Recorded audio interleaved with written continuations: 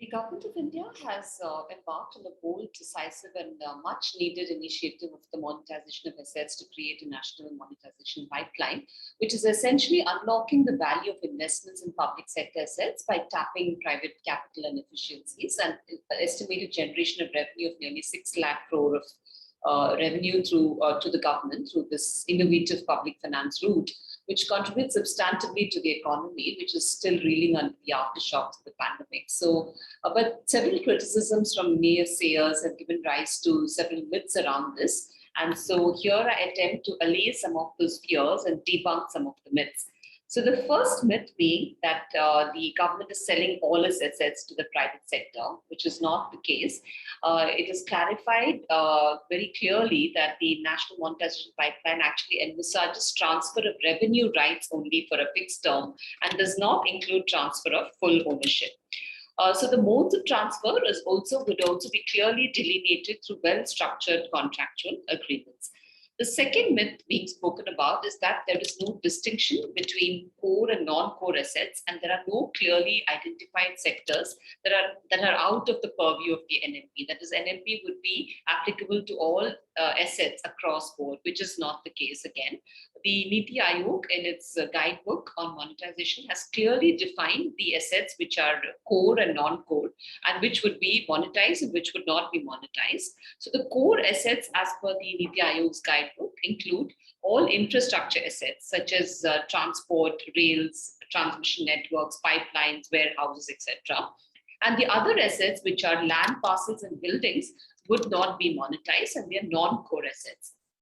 Another myth that is there is that there is no clarity on the models of monetization, which is again a very, very false narrative, because there are very clearly defined models in the guidebook, which are based on two-pronged approaches. One is the direct contractual approach, and the other is the structured finance route.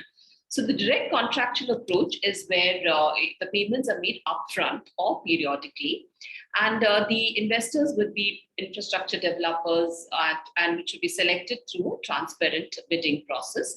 And there would be clearly defined performance contracts to monitor the performance of the private sector in managing those assets. And the typical models that we've all seen already in the road projects and the bridge projects are the direct contracting models, which is the operate, maintain, transfer, or the operate, maintain, and develop.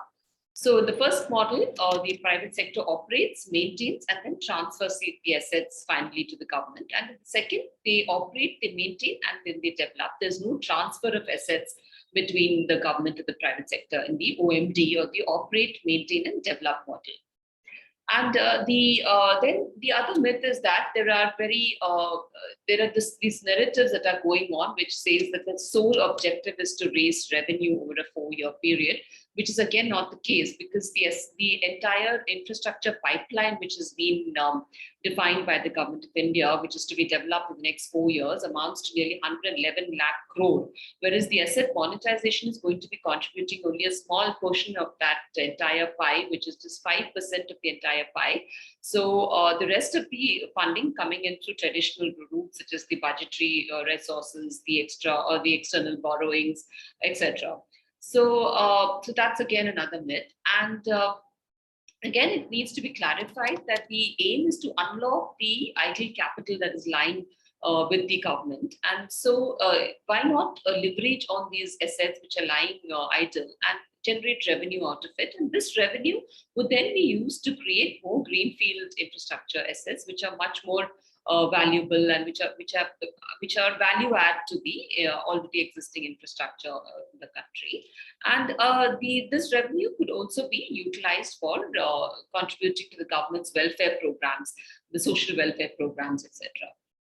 Then another truth is that the criteria for the selection of these assets have not been clearly defined, which is again another myth, because the guidance book of the Niti Aayog defines very clearly defined criteria for selection of these assets, which include factors such as visible revenue streams that are being generated from the assets, the commercial potential, the utilization levels, investor appetite, ability to tap private sector efficiencies in operations and maintenance, and a policy focus to tap institutional investments in the sector.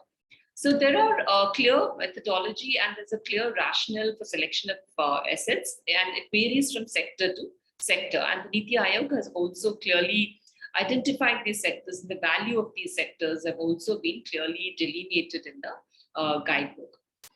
And the another myth is that the value of the asset that is going to be handed over by the private sector to the government is going to be highly devalued, which is again a very, very false narrative, because the role of the private sector is actually to maintain and augment also at times the infrastructure that's being handed over to the private sector. And the private sector's efficiency is well known. So they bring in state-of-the-art technologies to maintain these assets. Therefore, the asset that is going to be handed over back to the government after the period of maintenance is going to be much better, well maintained than it would be if it were idling with the government. So that's the other myth. And the another myth is that the monetization would be done to hand over this to a few monopolies, which is again false, because the contractors or the private sector operators who are going to be selected is going to be done on a completely transparent bidding process. And it would be done following the general financial rules of the government. So there's not going to be any kind of monopolization. And the government's stand against monopolies have been clearly articulated in the recent e-commerce rules against monopolization of a sector of aggregators. So the ethics of the government has already been clearly displayed in the recent e-commerce rules.